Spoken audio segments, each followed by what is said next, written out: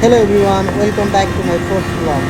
आजको भिडियोमा चाहिँ हामी जापानकै चियाको लागि प्रसिद्ध शिजुओकाको खाकेगावा भन्ने ठाउँमा हिँडिरहेका छौँ।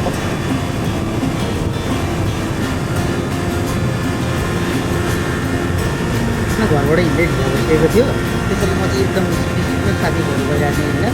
त्यतिखेर त याद भएको थिएन कति रेकर्डिङ हेर्दा त मेरो त लाइफ चाहिँ सबैभन्दा धेरै 156 रहेछ। पछि हेर्दा त छक्क लाग्यो।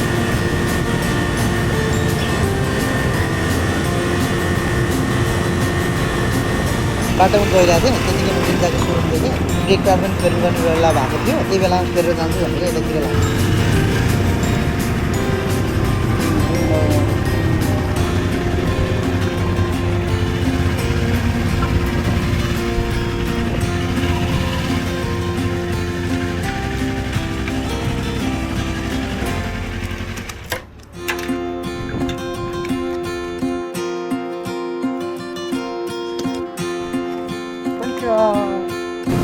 त्यहाँ रोकेर ब्रेक प्याड फेरेँ, त्यसपछि यो नयाँ क्यामेरा ल्याउने हालेँ। अब 10-15वटा साथीसँग पुग्छु।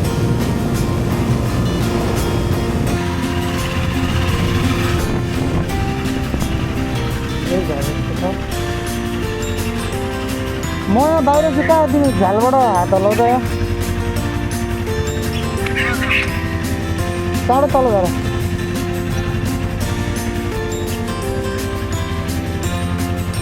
कहाँबाट फिराउने हो?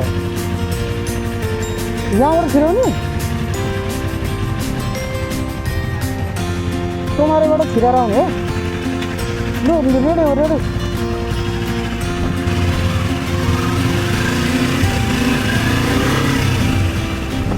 यहाँ रोक्दा हुन्छ?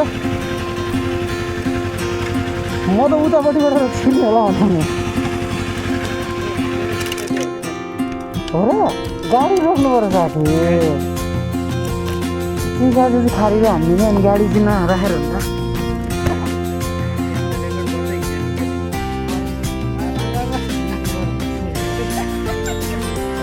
साथीले पनि यस्तो रेन्च्यु गरिरहेको छ होइन। उसले चाहिँ गाडीको लाइसेन्स झिकालिसक्यो, बाइकको झिकाल्न बाँकी छ।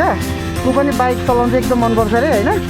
ट्याक्क लाएर अनि उसले पनि अब आज यस्तो एकचोटि चढाएर हेर्छु भनेर उसले सोचिरहेको छ। हामी अब माथि जाँदैछौँ।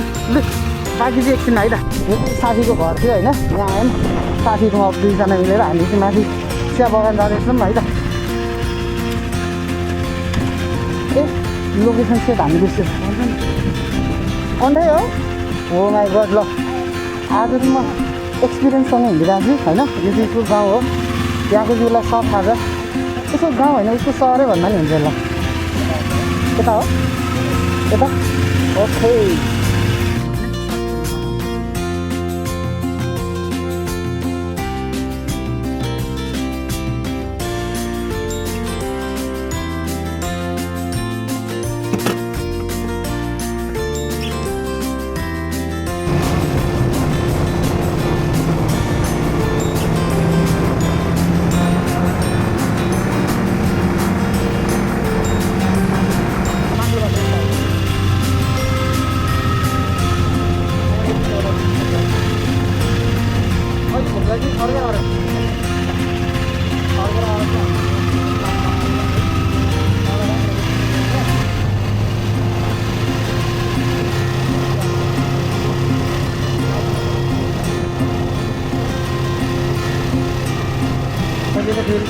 नेपाली मान्छे नेपालको जस्तै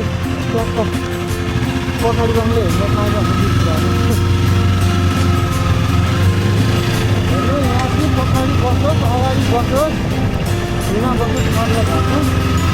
तपाईँको हेलमेट चाहिँ लगाउनु पर्छ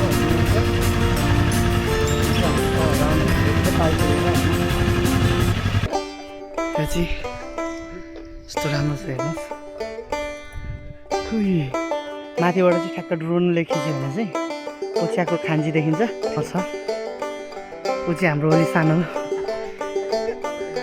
यो चाहिँ उसको गाउँ हो। यहाँ तपाईँहरूले यस्तो भ्यू हेर्न सक्नुहुन्छ। यो चाहिँ तपाईँको चिल राखेर यहाँनिर पाइने रियर जनावरहरू, यहाँ पाइने स्पेसल फुल।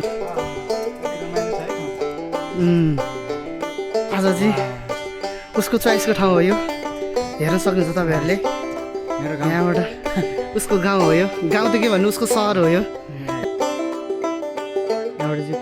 तपाईँको सिमाला सहर देखिन्छ ऊ परसम्म माझमा समुद्र एकदमै राम्रो छ। तपाईँहरूले पनि टाइम मिल्यो भने यहाँ आउनु सक्नुहुन्छ।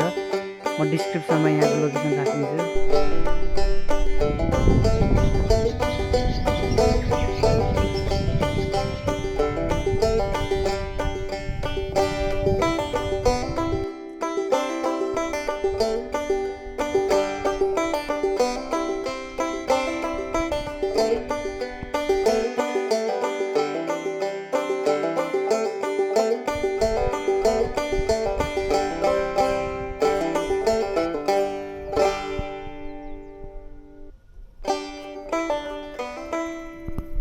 हामी चाहिँ यो ठाउँको रमाइलो लिग्यौँ।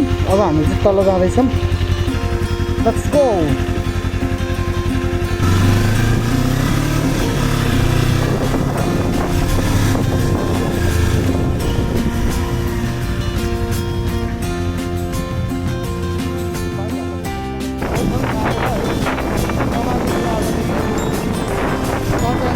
साराको रहेछ।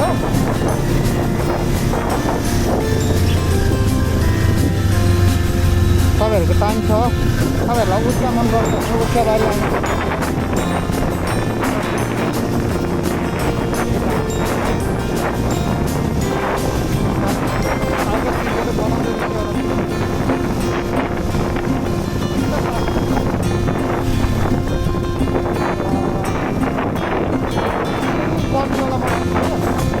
तर के भइरहेको तपाईँको खानै नलाग्ने रहेछ। त्यो भएर टाढोको महसुस भइरहन्छ। सेकेन्ड पुस्तकले म्यानेज गर्नु किनभने एकछिनमा गर्ने महसुस छ। त्यो पनि होइन, म यो भिडियोमा त्यो यो भिडियोमा होइन त्यो पनि हालेको छ कि यार कस्तो गाडी चलाएर थाक्ने बाइक चलाएर थाक्ने हुन्छ नि। मलाई चाहिँ थाकेपछि पनि चलाउनु सक्छु कि म बाइक चलाएर र गाडी चलाएर कहिले थाक्छु। राजनीति रोक नरोकोस् खान्के नाच हामी गइदिनु भयो। अगाडि आइरहेको गोरु काठहरू आएर रोकेर ल माथि चिया बगानबाट फर्किँदै थियौँ। यहाँ हेर्नु कस्तो राम्रो काफलको जुत्ता कि नेपालमा भयो एउटा पनि रहँदैन थियो है। जापानमा खाने मान्छे कोही छैन। काफल यस्तो राम्रो, यिनीहरू पनि माल पाएको चाल नपाएको रहेछ कि अस्ति बालेलले भनेको जस्तै। थाहा भन्दै थियो काफल खाएन, त्यो रुखो चढेर के भाँचेला जस्तो छ। त्यो भनेको भाँचेला जस्तो फले रुख चढ्ने ठाउँ पनि खासै राम्रो रहन्छ। त्यही भएर हामी चढेनौँ, यो हामी किनेर खान्छौँ।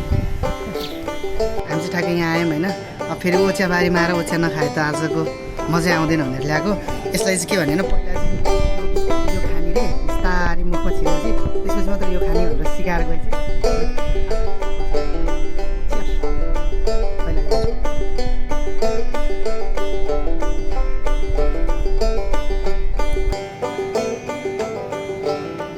यो भन्नु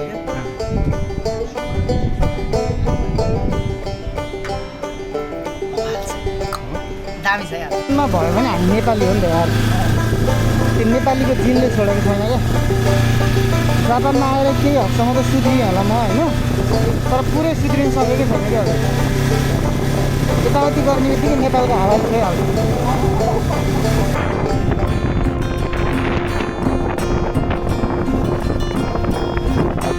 यस्तो राम्रो ठाउँ छ कि छ भने यहाँबाट पुरै हामी गएको चिया बगानको चाहिँ यहाँबाट हामी वर्णन गर्छौँ तपाईँहरूलाई। आज चाहिँ हामी दुईजना ट्याक्क लाएर तपाईँहरू चिया बगान आएको छौँ। यो चाहिँ जापानको सुन्दर चिया बगान हो। एकदमै मलाई राम्रो लागेको यो। तपाईँहरूलाई पनि आशा गर्छु तपाईँहरूलाई पनि राम्रो लागेको छ। नेपालको याद दिलायो होइन। हाम्रो जिल्लामा पनि यस्तै यस्तै छ। यस विषयमा तिम्रो के छ भनाइ भन त।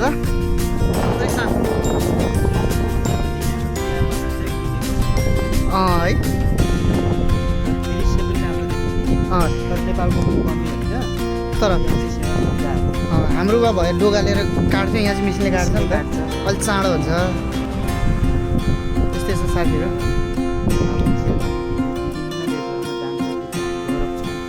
ठुलो चिया बगान यहाँ रहेछ। गाडीहरू चिया टिप्न आएको जस्तो छ। भैँसी लिएर रेडी भएर बसेपछि मिसिनले काट्ने है खासमा चाहिँ। यो मिसिन ट्याक्क फिराएर काट्छ। त्यहाँनिर काकाको ठ्याक्क मिटिङ छेउमा बसिरहन् ती दाजु वरिपरिको दृश्य तपाईँहरू देख्न सक्नुहुन्छ। यो त रोकेरै खिच्ने पनि खालको रहेछ, खिच्नुपर्ने खालको, तर पनि ठिक छ, हाम्रो यसरी काम चलाउँ। बेला टर्बाइनहरू घुमेको यही यसले चाहिँ यसैलाई पुग्ने बिजुली आँखा निकाल्छ जस्तो लागिरहेको छ, तर हो कि होइन थाहा भएन।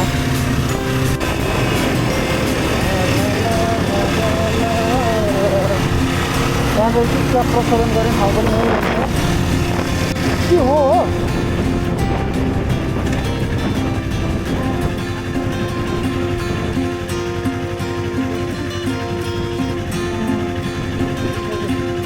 ठ्याक्क हेर्नु साथीहरू, त्यहाँनिर चिया टिपेर भरिएको छ। बुढो बान्नलाई अघि बढिरहेको छ, चियाहरू उडिरहेको छ, तपाईँहरू हेर्न सक्नुहुन्छ। त्यो मिलाउने रहेछ, पुरै त्यो मेसिनले टिप्ने रहेछ। हामी अलिकति लेट भयो, नभए त्यो टिपिरहेको पनि टिप्न मिल्थ्यो। ल है साथीहरू हेर्नु, स्कुटीहरू उतापट्टि पछाडिबाट आइरहेछन्। Wow, vintage car.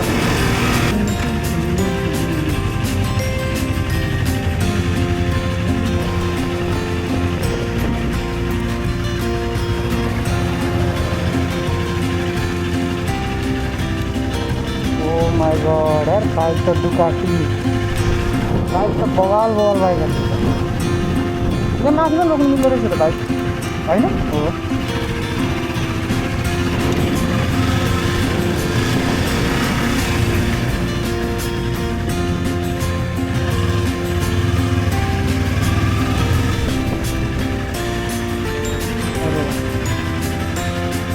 पुरै बाइक सोरुम आएर यस्तो भयो।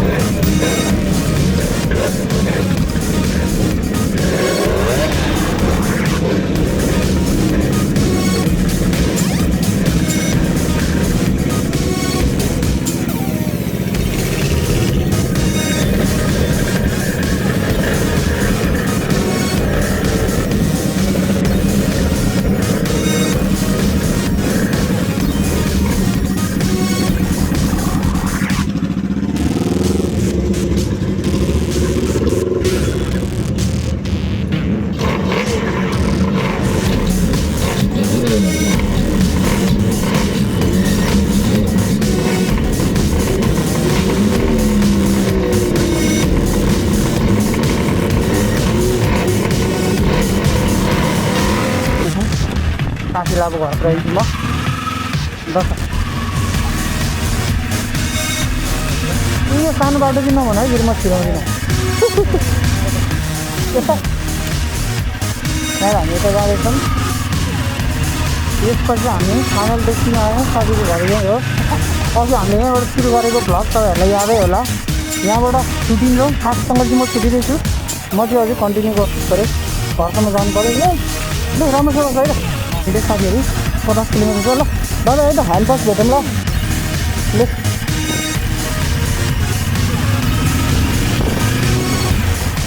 यहाँसम्म भिडियो हेरेर साथ दिनुभएको सम्पूर्णलाई धेरै धेरै धन्यवाद। भिडियोलाई लाइक, सेयर र सब्सक्राइब गर्न नभुल्नुहोला। यदि हजुरहरूलाई कुनै नयाँ विषयमा भिडियो बनाओस् भनेर लागिरहेको छ भने कमेन्ट गर्न नभुल्नुहोला। खुसी रहनुहोला, स्वस्थ रहनुहोला। बिहान हिँडेको मान्छे